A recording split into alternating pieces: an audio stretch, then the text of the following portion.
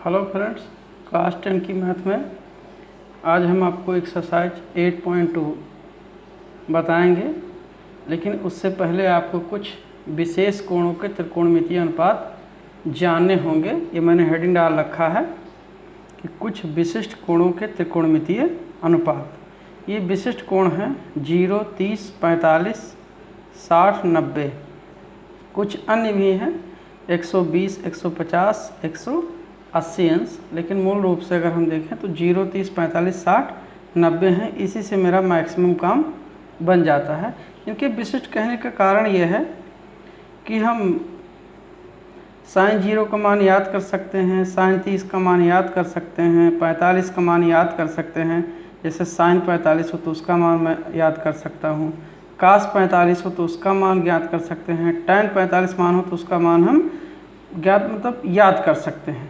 लेकिन अगर बात आ जाए 46 अंश का तो या 48 अंश का या 49 अंश का, 52 अंश का, 53 अंश का, तो इनके मान याद रखना उतना आसान नहीं है जितना 0, 30, 45, 60, 90। इसीलिए इन कोणों को हम विशिष्ट कोण कहते हैं।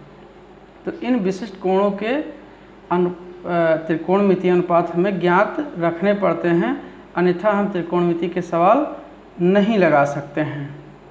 अब यहाँ मैंने एक टेबल बनाया है, इसमें मैंने यहाँ लिखा है कोण, यहाँ लिखा है अनुपात। कोण में मेरे हैं 0 अंश, 30 अंश, 45 अंश, 60 अंश और 90 अंश। अब शुरुआत करते हैं कि sin 0 का मान कितना होता है, तो हम लिखते हैं sin 0 का मान 0 होता है। इसी प्रकार से sin 30 का मान 1/2 और sin 45 का मान 1/√2 और sin 60 का मान √3/2 और sin 90 का मान 1। तो ये हमें याद रखना पड़ेगा। इसकी खासियत क्या है कि जैसे जैसे कोण बढ़ता है उसी प्रकार से इनके मान भी बढ़ते चले जाते हैं और 0 से हम 1 की ओर पहुंचते हैं। फिर देखते हैं कि cos 0 का मान कितना होता है, तो cos 0 का मान होता है 1, cos 30 का मान होता है √3/2 और cos 45 का मान होता है 1/√2 और cos 60 का मान होता है 1/2 और cos 90 का मान होता है 0। ये भी हमें याद रखना पड़ेगा। हाँ, एक ट्रिक समझ लीजिए कि जो sin 45 का मान है वही cos 45 का भी मान है। अब बात करते हैं tan 0 का मान कितना होता है, तो इसका उत्तर है कि tan 0 का मान 0 होता है, tan 30 का मान 1/√3 होता है, tan 45 का मान 1 होता है और tan 60 का मान √3 होता है और tan 90 का मान अपरिभाषित है, जिसे हम उल्टा 8 की तरीके से लिखते हैं। इसे हम अपरिभाषित या संकेत में इन्फिनिटी भी पढ़ते हैं। तो ये sin cos tan के ये इतने मान हमें याद करने होंगे स्टार्टिंग में। अब प्रश्न ये है कि cot 0 का मान क्या होगा, तो हम tan 0 पे जाते हैं और हमें ये जानकारी रखना होगा कि जो 0 है, यहाँ समझिए पहले, आपका जो 0 है, 0 को हम लिख सकते हैं 0/1।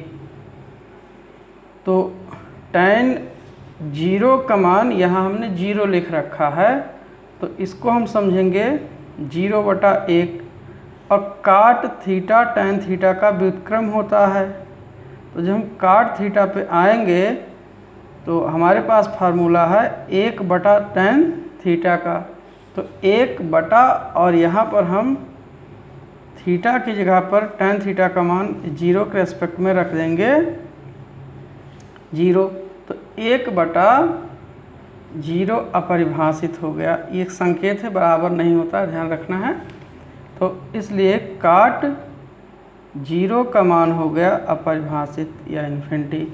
इसी प्रकार से cot 30 की बात आती है तो हम इसी को पलट देते हैं, मतलब जो tan के रेस्पेक्ट में हर में है उसे हम अंश में कर देते हैं और अपान 1 नहीं लिखेंगे, वो लिखा नहीं जाता है। कोई भी संख्या हो तो उसके नीचे बटा 1 माना जाएगा। इसी प्रकार से काट 45 की बात आती है तो हम लिख देते हैं 1/1 बराबर 1। अब काट 60 की जब बात आएगी तो इसी को पलटेंगे तो √3 लिखा है तो 1/10 आएगा काट की जगह पर, तो 1/√3 होगा और इसको जब पलटेंगे तो हमें मिल जाएगा 0। इसी प्रकार से सेक में आते हैं तो कास पे चलिए तो 1/1 बराबर 1 हो गया। इसको पलट दीजिए 2/√3 और इसको पलट दीजिए √2 और ये हो जाएगा 2/1, तो इसको लिखेंगे 2 और इसको जब पलटेंगे तो 1/0 मीन्स अपरिभाषित हो गया। नेक्स्ट देखते हैं कॉसेक थीटा, तो यहाँ भी पलटिए तो 0 को 0/1 समझिए और इसको जब पलटेंगे तो हमें मिलेगा 1/0 मीन्स अपरिभाषित, ये मिल जाएगा 2 और इसको पलट दीजिए √2 और ये हो गया 2/√3 और ये हो गया 1/1 मतलब 1। तो अब आपका मेन काम बचता है कि आप sine theta, cos theta, tan theta के त्रिकोणमितीय अनुपात 0, 30, 45, 60 और 90 के रेस्पेक्ट में, यानी ये हिस्सा आप याद कर लीजिए और जैसे आप इसमें एक्सपर्ट हो जाएंगे फिर जो एक काट है, सेक है, कॉसेक है, इसे याद करने में आपको ज़्यादा दिक्कत नहीं होगी। मैं संतोष सिंह, हैप्पी क्लासेस 27/18/35 से। और कोई समस्या हो तो कमेंट में लिखिए। हाँ, चैनल को ज़रूर सब्सक्राइब करिए। Thank you.